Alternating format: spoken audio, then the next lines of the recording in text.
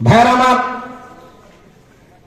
অনেক বরকতময় একটা মজলিস, অনেক দামি একটা মজলিস।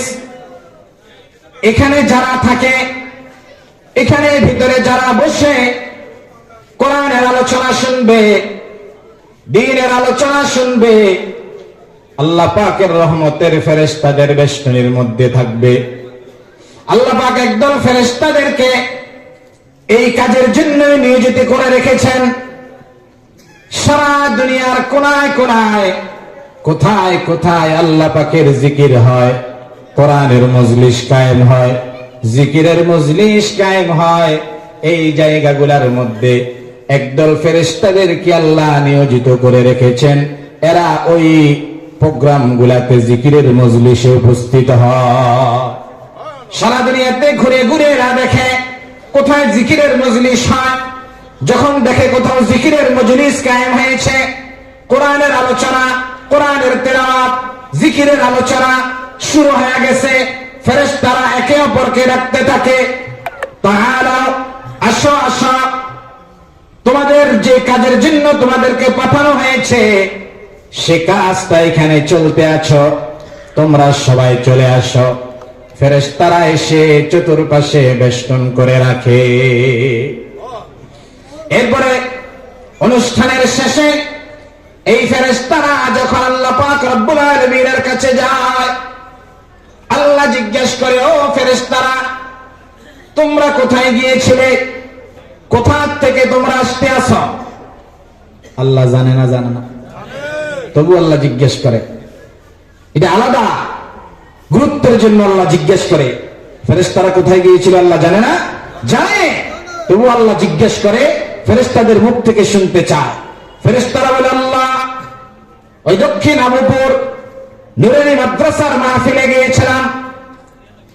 আল্লাহ ফেরেশতাদেরকে জিজ্ঞেস করে, ও ফেরেশতারা, তারা কি চায়, কি বলে তারা? বলে, ইয়া আল্লাহ, তারা আপনার বরত্ব বর্ণনা করে, আপনার শ্রেষ্ঠত্ব বর্ণনা করে। বলে, আর কি করে তারা?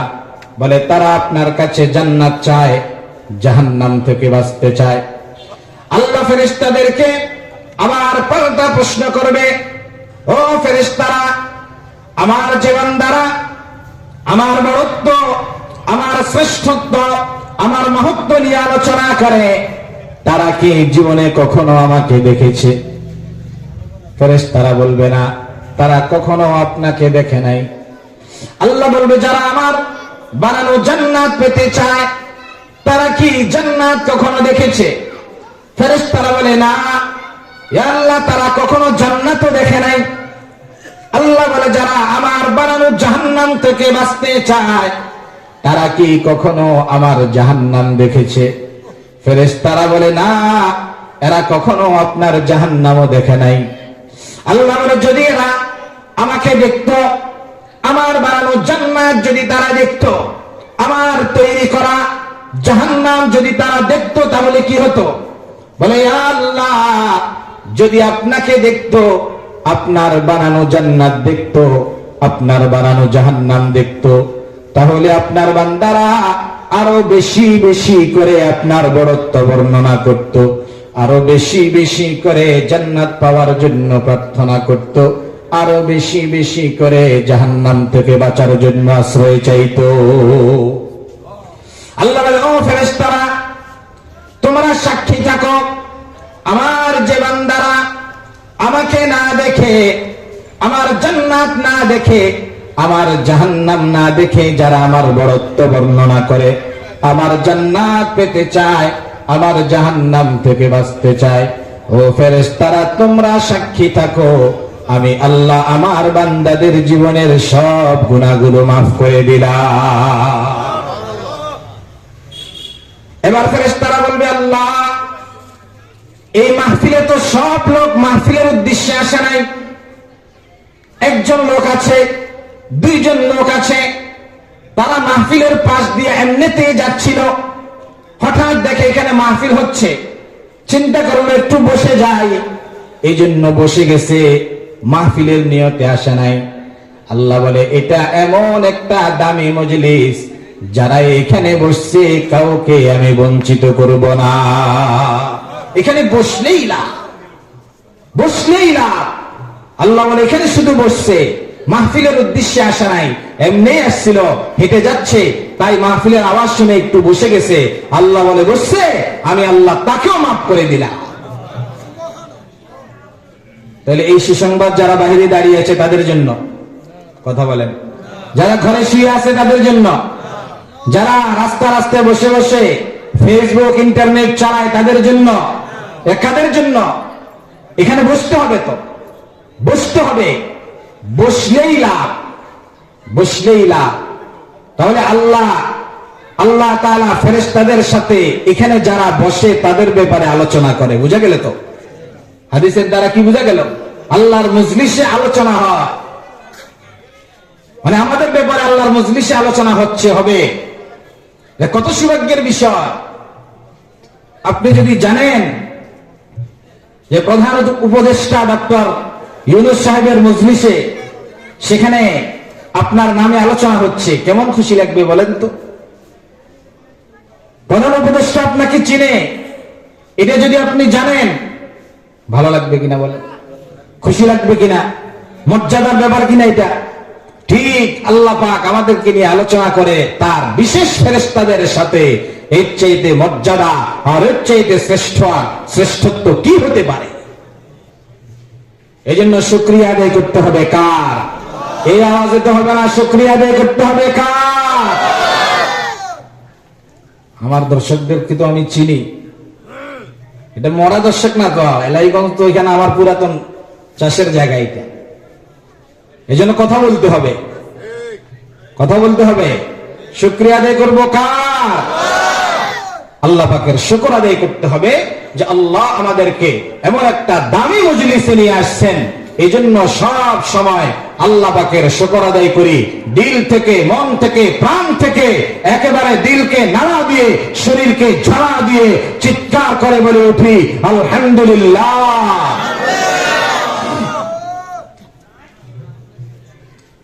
ভাইরা আমার, এখানে মাহফিল গুলার আয়োজন করা হয় বছরে একবার। এলাকার মানুষের, জনগণের এই মাদ্রাসাগুলার কাছে কিছু হক রয়েছে। আমাদের সন্তানগুলাকে আমরা মাদ্রাসায় দেই কিনা? মাদ্রাসায় সন্তানরা কোরআন শিখে, দ্বীনের মাসলা মাসাইল শিখে, নামাজ শিখে। এখন আমরা যারা মাদ্রাসায় পড়ি না, আমাদের কি কোরআন পড়ার দরকার নাই? কথা বলতে হবে। আমাদের কোরআন পড়ার দরকার নাই, আমাদের নামাজের দরকার নাই, আমাদের রোজার দরকার নাই, আমাদের জান্নাতে যাওয়ার দরকার নাই, জাহান্নাম থেকে বাঁচার দরকার নাই। তাহলে আমরা কিভাবে জান্নাতে যাব? আমরা কিভাবে জাহান্নাম থেকে বাঁচবো? আমরা সহি শুদ্ধভাবে কিভাবে নামাজ পড়বো, কিভাবে হালাল পথে জীবন যাপন করব, এটা আমাদেরও তো জানার দরকার।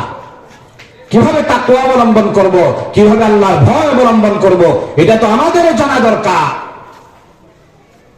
যেটা মাদ্রাসা শিক্ষার প্রধান কাজ। এখন আমাদের সর্বস্তরের মানুষকে এটা জানানোর জন্য মাদ্রাসার পক্ষ থেকে এই জাতীয় আয়োজনগুলা করা হয়।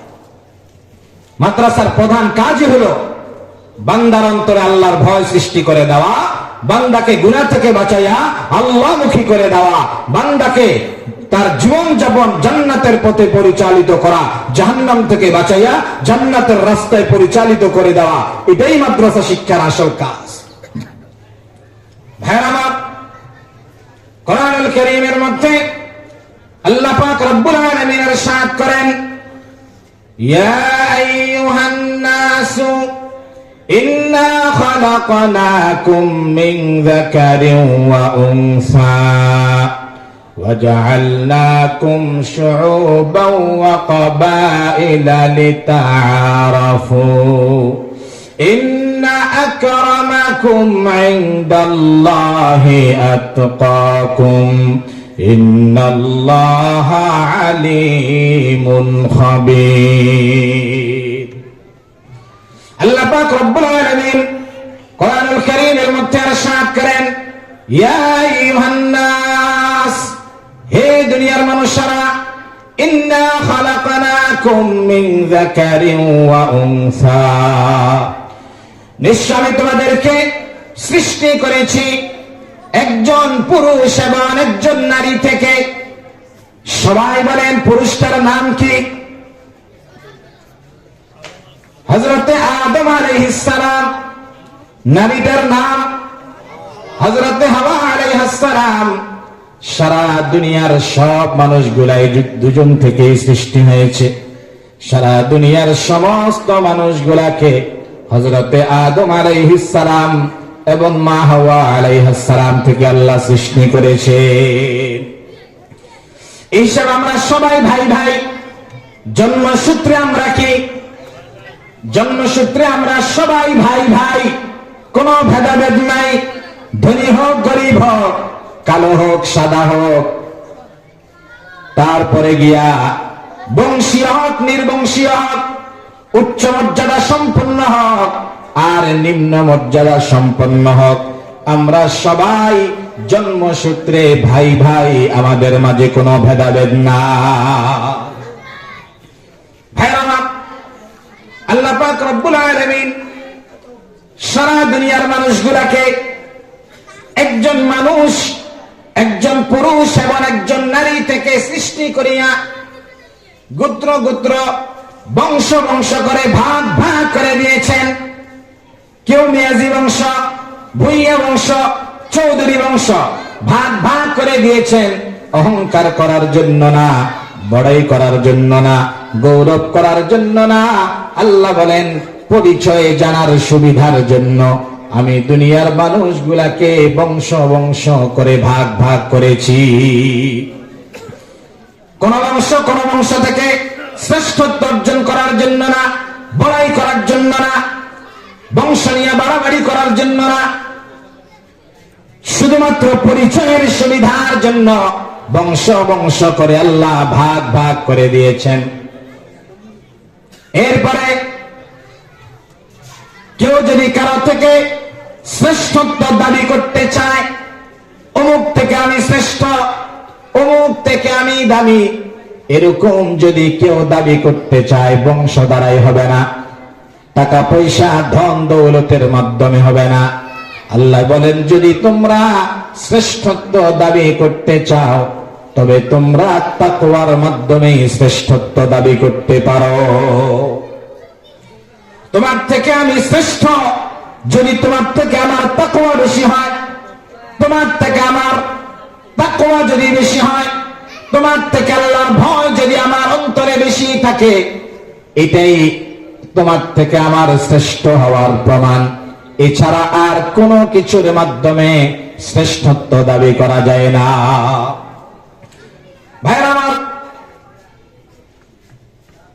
হযরতে বেলাল রাদিয়াল্লাহু তাআলা আনহু, এই আয়াতের যে শানে নুজুল, আয়াতটা নাযিল হওয়ার একটা প্রেক্ষাপট আছে। এটা হলো হযরত বেলাল রাদিয়াল্লাহু তাআলা আনহুকে যখন কি করা হয়েছিল, মসজিদে নববীর মুয়াজ্জিন বানানো হয়েছিল। ওই সময় হযরতে বেলাল রাদিয়াল্লাহু তাআলা আনহু ছিলেন কালো কুসরি এবং হযরত বেলাল ছিলেন একজন দাস দাসীর বংশধর, গোলামের বংশধর ছিলেন, যার ফলে মক্কার কাফের মুশরিক বেঈমানেরা হযরত বেলাল রাদিয়াল্লাহু তাআলা আনহুর ব্যাপারে কানাঘুষা করতে লাগলেন যে মুহাম্মদ আর কাউকে পায় নাই, একটা কালো কুসরি মানুষকে মুয়াজ্জিন বানালেন। ভাইরা আমার, কাফেরদের মধ্যে কানাঘুষা চলতে লাগলো। কেউ বলে মুহাম্মদ একটা কালো মানুষকে মসজিদে নববীর মুয়াজ্জিন বানিয়েছেন, আমার বাবা তো আগেই মারা গেছে, কত ভাগ্য ভালো তার, না হলে আজকে এই অশুভ দিনটিও আমার বাবাকে দেখতে হতো। কেউ কেউ সমালোচনা করতে আছে। আবু সুফিয়ান বলে আমি এই ব্যাপারে কিছুই বলবো না, আমি যদি কিছু বলি ওই আসমানের খোদা মুহাম্মদকে আবার জানাইয়া দেবে, এজন্য আমি কিছুই বললাম না। আল্লাহ পাক রব্বুল আলামিন হযরতে জিবরাইল আলাইহিস সালামকে পাঠায়া পুরা ঘটনার বিবরণ জানাইয়া দিলেন। এই প্রেক্ষিতে আল্লাহ আয়াত নাজিল করে জানায়া দিলেন, খবরদার কেউ কারো কালার নিয়ে, রং নিয়ে ঠাট্টা তামাশা করবা না। সে কালো হইতে পারে, বিশ্রী হইতে পারে, গোলামের বংশধর হইতে পারে, এগুলি আল্লাহর কাছে কোনো দাম নাই। আল্লাহর কাছে একমাত্র দাম হইল কার থেকে কার অন্তরে তাকওয়া বেশি। তোমাদের চাইতে হযরত বেলালের অন্তরে তাকওয়া বেশি, তোমাদের চাইতে হযরত বেলালের মর্যাদা অনেক বেশি। সুতরাং কে কালো কে সাদা এটা আল্লাহর কাছে ম্যাটার করে না। আল্লাহর কাছে দাম হইল যার মর্যাদা তাকওয়ার ভিত্তিতে বেশি, তার দাম আল্লাহর কাছে বেশি। ভাইরা আমার, হযরত বেলাল রাদিয়াল্লাহু তাআলা আনহু, আল্লাহ পাক কত দামি বানিয়েছেন তাকে। একটা গোলামের বংশধর হওয়া সত্ত্বেও হযরত বেলালের বাবা ছিলেন একজন গোলাম। বেলাল রাদিয়াল্লাহু তাআলা আনহুর বাবার নাম ছিলেন রাবা। তিনি একজন গোলাম ছিলেন, মক্কার একজন নেতা, একজন সরদারের গোলাম। ওই সরদারের নাম ছিল খালফ, খালফের গোলাম ছিলেন। আর হযরতে বেলাল রাদিয়াল্লাহু তাআলা আনহুর মা ছিলেন একজন রাজকুমারী। প্রশ্ন করতে পারেন, একজন গোলামের স্ত্রী কিভাবে রাজকুমারী হয়? হযরত বেলালের বাবা ছিলেন একটা গোলাম, কিন্তু মা ছিল রাজকুমারী। কিভাবে সম্ভব হইল? এটা সম্ভব হয়েছে, এর পিছনে একটা ঘটনা আছে। ভাইরা আমার, আমার নবী, আপনার নবী, বিশ্ব নবী মুহাম্মদুর রাসূলুল্লাহ সাল্লাল্লাহু আলাইহি ওয়াসাল্লাম যখন যেই বছর দুনিয়াতে আগমন করলেন 570 খ্রিস্টাব্দ, আপনারা জানেন ওই বছর বাদশাহ আব্রাহা কাবা শরীফ ধ্বংস করার জন্য সৈন্যবাহিনী দলবল নিয়ে হাজির হয়েছিল। আল্লাহ তাদেরকে ওই ঝাঁকে ঝাঁকে কতগুলি আবাবিল পাখির মাধ্যমে আল্লাহ ধ্বংস করে দিয়েছেন। জানেন তো আপনারা? আলাম তারা কাইফা ফাআলা রাব্বুকা বিআসহাবিল ফিল আলাম ইয়াজআল কাইদাহুম ফি তাগলিল ওয়া আরসালা আলাইহিম তায়রান আবাবিল। সূরা ফিলের মধ্যে বিস্তারিত বিবরণ আল্লাহ দিয়েছেন। কতগুলা ছোট্ট পাখির মাধ্যমে এই পুরা আব্রাহার সৈন্যদল সবগুলাকে ধ্বংস করে দিয়েছে এবং সবাই পালিয়ে গিয়েছে। কেউ কেউ মারা গেছে, হত্যা হয়েছে, অনেকেই পালিয়ে গিয়েছে, আবার অনেকেই মক্কার ওই সরদারদের হাতে বন্দী হয়েছে। তার মধ্যে হযরত বেলাল রাদিয়াল্লাহু তাআলা আনহুর মা হামামা, তার নাম ছিল হামামা, সেও ছিল।